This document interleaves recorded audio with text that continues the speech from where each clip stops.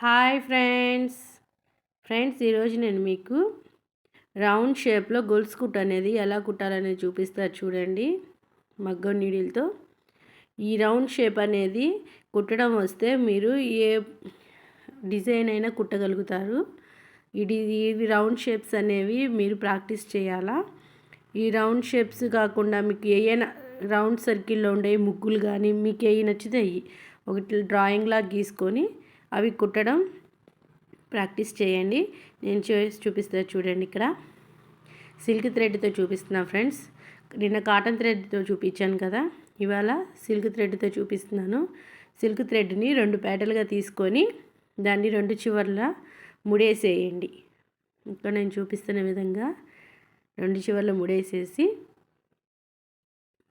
కుట్టడం అనేది స్టార్ట్ చేయండి.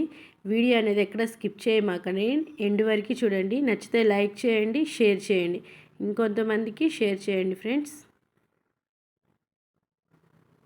సబ్స్క్రైబ్ చేసుకొని వాళ్ళు కూడా సబ్స్క్రైబ్ చేసుకోండి. చూడండి, నేనైతే 8 అనే నెంబర్ వేసాను. మీకు నచ్చింది ఏదైనా ముగ్గు కానీ లేదా నెంబర్స్ కానీ ఏదైతే అది మీకు వీలుని బట్టి వేసేసుకొని దాన్ని కుట్టడం అనేది సిల్క్ థ్రెడ్తో అలవాటు చేసుకోండి. ఫస్ట్లో ఇలాగే ఉంటుంది, జారిపోతా థ్రెడ్ ఊడిపోతూ ఉంటుంది.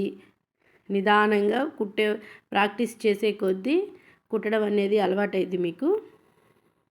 ఇక్కడ నేను చూపిస్తున్న విధంగా చేయండి. వీడియో అనేది ఎక్కడ స్కిప్ చేయమాకండి, ఎండ్ వరకు చూడండి.